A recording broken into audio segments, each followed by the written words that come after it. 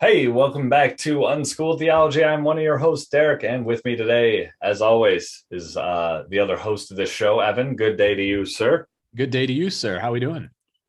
Pretty good. Pretty good here as we move on to a two-verse passage. This is a rarity for us. So Exciting. let's dive in. Genesis 2, 5 and 6. When no bush of the field was yet in the land, and no small plant of the field had yet sprung up, for the Lord God had not caused it to rain on the land, and there was no man to work the ground. And a mist was going up from the land and was watering the whole face of the ground. I think that the importance of this passage is frequently missed. And go I ahead. can already tell this is going to be a cliffhanger of an episode because the next verse starts with the word then, and we just left off on the when. Yes. We Yes. left off on the here's the image of the start of the scene, and anyways, let's talk about that. Right. Well, It's so like that we have not had any action yet. yeah, so that's interesting. So what you're getting at there actually ties into why I think this is overlooked, the significance of what's being said in this verse. We want to go straight to action. Well, people want to go to action, and they look at this as merely setting the scene, which in a sense is true, and it's true even in the way we'll describe it here. But there's a significance to the way this scene is being that is frequently missed, and I think in part as a result of the insistence on viewing this historically causes people to just turn this into like a curious factoid, right? And not to say that you could see this historically and still take more from it. It's just that when you're looking at it historically, you tend to not delve into it in the way that I think it warrants, if that makes sense. Yeah, I think looking at it as a reader as well as opposed to a listener is significant too, because it's like, look, every detail that had to be told of this story had to likely be retold in an oral manner rather than being retold in just a written way. It's way Right. we take for granted how easy it is to just, like, a modern novelist can set a scene and they can have throwaway words or lines or whatever, and Yeah. it doesn't make much difference to them. But for these people, they had to remember exactly what was going to be retold about what this scene was. Yes. um Yes. and if you look at like the first description of the creations of the heavens and the earth, it's fairly to the point. Mm-hmm. And there are a couple of small details, and it's like, well, why did those details survive, or why are those details included here as opposed to any other details that could be included? Yes, for uh sure. it draws you into a little bit of importance of what's of that this scene is significant. The place that this took place matters. Yes. Yes. And uh, the the most significance I think that's regularly drawn from this is people suggesting the idea that, well, this means it never rained on the earth until the flood, because here there's mention of no rain and there's no mention of rain again until the flood. Now, I would suggest that what happens over the next couple of verses, the emergence of trees after the creation of man, is sort of implies that there has been rain in a sense, because the point here is there is no rain, and that there being no rain is why there's not even a bush growing, much less a tree.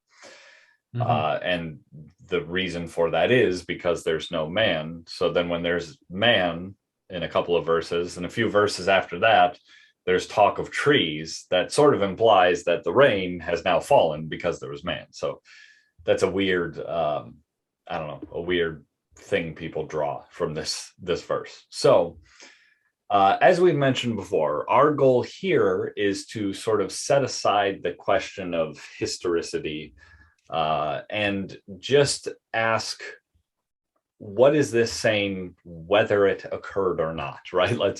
Let's consider, okay, maybe this did actually happen, maybe it didn't. Either way, there's something significant about it, right? Especially if we consider that bara creation exists as God selecting out of the infinite those things which he has made creation. So why did he choose for this to happen? Why is there no rain, right?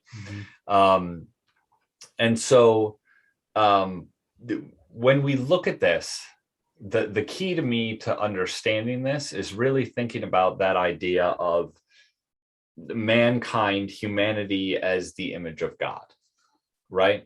And man is the means by which the heavenly spiritual order is to be brought upon the earthly realm, right? That is the purpose of man as described in the previous chapter.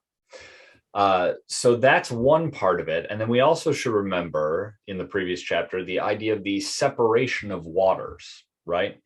And that the idea of the separation of the earthly waters and the heavenly waters, right? These two things were separated. So we see in these couple of verses that there is no rain, right? There's nothing coming down from the heavens. There's nothing effectively crossing that barrier, right? The heavens and the earth are separate from each other. They're apart from each other. There's no rains coming down. There's that spiritual waters is not crossing the barrier down to the earthly. And it's plants aren't present either, and we'll get into the significance of them more as well in a couple of verses. But they reach to the heavens is sort of the idea, but they aren't present either. So both directions, nothing is communicating with each other. The heavens and the earth are separate. So the symbolism. So go back for a second, Sure. because I think it's significant for us to emphasize this. So the idea you're getting at is that the earthly waters and the heavenly waters represent this communion between they represent, well, actually a division between the earthly realm and the heavenly realm, the Yes. realm that is of God, kind of. Yeah, at least the spiritual, spiritual sure, realm. Yeah. Okay. So what you're saying is that when it says rain has not fallen on the land, that means the heavenly waters are not coming down to the earthly. Right. So there's not a connection between the heavenly at this moment. There's not a connection between the spiritual, the heavenly, and the earthly. There's that separation is made clear, and that the plants, the bush of the field, and no small things, those are intended to represent the earthly reaching skyward. Yes, reaching for the heavens. Okay. Right. Okay. So the heavenly guidance is not coming down upon the earth. Right. Mm-hmm. Those heavenly waters, that heavenly guidance, the rain. And at the same time, a way, then the earth is not reaching for the heavenly either. Right. And so this is an interesting representation then, because it expressed that the heavenly coming down inspires the earthly to reach upwards. Yes. Okay. Yes. And so we could look here and see that the reason, the point the story is making here is the reason that thing isn't happening is specifically because man is not there, right? That's why there's no rain. That's why there's no bushes, because the thing which brings the two together, right? The thing which is meant to mix the heavenly with the earthly is not present. It's man's role to ensure that the heavenly rain is rightly used in the cultivation of the earth, producing the bushes, bringing the earth upwards toward the heavens. And so that is not present, and that's why there is no rain. So the rain here, it's not to be thought of as just rain, but rather as this kind of like spiritual guidance of how to properly order creation. It's the spiritual influence upon creation. And it's when we think about the idea of rain then in this context, and just spreading rain out just from this verse, just the idea of rain in general, it's actually very interesting to recognize that in agricultural societies, right, which is basically most of humanity up until about 5 seconds ago, rain is understood to be a blessing. Non-agricultural. In agricultural societies, rain, Agricultural. yeah, rain is understood to be a blessing. Okay. Are you meaning farming societies? Yeah. Okay. Okay. Yeah. Societies that are dependent upon agriculture, right? Okay. That's, Because in a way we still are too. I mean, we are, but we think of ourselves more as a technological society. We're not defined by our agriculture anymore in the same way that we used to be, right? It used to be the most Okay, that's defining aspect of a society was what crops they produced and sold and marketed, right? And okay, that's brought to the world. That's what you mean. Okay, that's a different distinction. Yeah. And today that is a part, but it's just that it's only a part of what we do, right? We offer a lot of other things in addition to that. But prior to that, when your economy was driven by your agriculture, which was much of human history, rain was thought of as being a blessing, right? And today I think we have a lot of perception around rain where we look at it as kind of a hindrance or pleasant maybe for a little while, but a little too much, and we get very upset by it, and it's hindering what we'd like to do and in the way we like to be outside and all of that. Whereas previously, no, it was very much a blessing, right? And so when you look at that, sort of the symbolism in that, you understand that as rain is a blessing, the spiritual guidance is also a blessing upon man. And it's inherently tied up in the reality of what man is. You can't even disconnect the spiritual from the rain for most of those societies. I mean, for most cultures, rain had a spiritual edge to it. Significance, yeah. A spiritual significance, yeah, because it's this thing that comes from the heavens, which is where you perceive deities to be, and it provides food for you. It manages to provide food for you, or whatever. It's part of that process. And so, I mean, the prayer for rain is not on. I mean, that's almost all cultures would have had that at that time, and for most of our history, that's very interesting. Then that I think it's reasonable to connect it to some sort of spiritual significance. That God was not influencing, or the spiritual realm was not connecting in this with the earthly. That's interesting. Right. And, we'll discuss a couple more ideas related to rain and the heavenly waters coming down when we get to them in a little more detail. But there's obvious implications about this idea regarding the flood, with Noah in a bit. Also, the in Matthew 5:45, when Jesus tells us that God causes rain to fall on the just and unjust alike. I think that the point being made there is that the blessing of spiritual guidance, that's available to all mankind, right? It's not just to the Christian. Like the spiritual guidance can be found by anyone. There's more things available, I guess, to the Christian, but that thing, that spiritual guidance, it's available for all, so we'll see this brought up when we get to Cain too. When we look at the line of Cain and we see some of the technology, I guess, that emerges from the line of Cain. Those things we'll see later used in spiritually significant ways. And those are spiritually significant things, and they fall on the just and the unjust alike. I think this brings the next half portion of that verse a lot of significance. And there was no man to work the ground. This idea that spirituality engaging with the earth is a human labor, or it's a human thing to do. It is our responsibility as humanity to engage with spiritual things. And Yes, that yes, if we are not present, it's wasted. And so God doesn't cause it to rain because it's not going to right. do anything, because there's nothing for humanity to cultivate, And which is this a is the pretty high problem calling. with the some of the Eastern religions, or even kind of the asceticism, these ideas where it's like you become so wrapped up in the spiritual you're disconnected from the earth. And that's the point, is no, no, no, man is meant to be spiritual mixing with the earth, right? It's Well, not, you there's can't an be earthly just deep product. in the into the spiritual and not working the earth with that spiritual guidance. Yeah, yeah. The earthly product is you're working the land. In fact, the Right. spiritual doesn't even seem to go directly to you. I mean, you drink water, I suppose, but the point of rain is the cultivation Yes. of plants. And so Yep.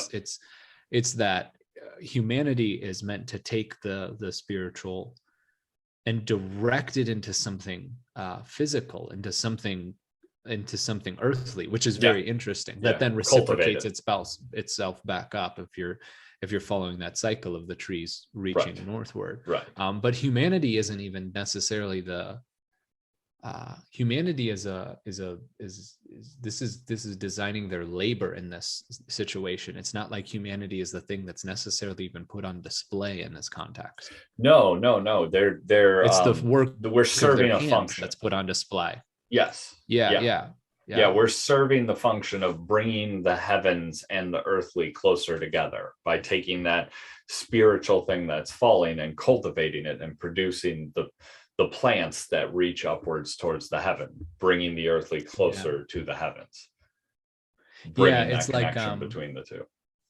the really popular book by Viktor Frankl is Man's Search for Meaning. It's not man's search for adoration. Mhm. It's not humanity's quest for to be put on display as the handiwork. It's more so to have something purposeful that they're playing a significant part in. And that feels to like that's implied here, is that look, Mhm. without you, rain is wasted. Yes. And Yeah. so by you working the field, working the ground, then this all works together, and there's a function that you're playing. Yeah, that's Yeah. interesting. Yeah. Um, so what we see here in these verses is kind of the inverse of Genesis 1, because in Genesis 1, we see this, it demonstrates the importance of humanity by like building up to it, by saying there's this kind of order and this kind of order and this kind of order. And then the thing which keeps all the order together is humanity, right? So Mhm. it builds it by increasing layers of order. And here we see the importance of humanity by seeing an empty-ish world, right, without humanity, Mhm. and seeing that the creation of man occurs and then everything emerges from that, right? So Mhm. it's flipped on its head, but both are symbolizing the role of humanity as kind of that thing which all of the order is tied to in kind of both directions. It builds to it and then is demonstrated out from this. And we'll see actually when we get done with this initial passage, we'll look at some of the correlations between the two, actually, that some of the ideas of the different days in Genesis 1 overlap with some of the ideas presented in here. Obviously, here we see the waters being one of those overlaps. And so we'll look at more of those once we finish this up. But basic message, I guess, of both here, the same. It is the same, that man must be ready to order the earthly according to that divine guidance. That is what man is here for, basically. And we tend to find that astonishing. We tend to find function astonishing, I think. It's not that you just look at something. Maybe that's I know, I think that's humanity, that we tend to look at something and be like, wow, that's amazing that this can function in this particular way. Mm-hmm. Like this is going to be, well, no, this is a reasonable tangent, but I saw a documentary recently about mushrooms And it was Darn. and it was, yeah, right. It was an hour and a half long. I actually fell asleep halfway through it. So I only saw part of it. But the whole point was the function of mushrooms in supporting a forest ecosystem, Sure. Yeah. and the role that they play. And it was framed in this sense of being like, look at how incredible and astonishing this plant is. And it's a cool documentary that I won't get into all the details of what it does, but the interesting thing is the astonishing thing was not necessarily how beautiful they were, or how odd they looked or whatever. It was, look at how functional these things are. Right. Look at the purpose that they serve in this ecosystem. Isn't it amazing that they do that? Although the interesting thing is, if you were to look at a documentary focused on anything else in that forest, and ignore my dog, if you were to look at a documentary focused on anything else in that forest, it would actually be the same, right? There's a big functional role to all of it. Exactly. Every single part has its own role, and that's the thing that tends to be astounding to us. I think that's what's interesting, is that's what we're drawn to, and there's no necessary reason for us to be drawn to that and fascinated by those things, but except for that might be a fundamental part of who we are, I guess. Yeah. And so by expressing us here as being functional, that's very encouraging, I think. Yeah. I think that places us in a good context in the world of like, okay, we do have a purpose that we're supposed to be pursuing. Yeah.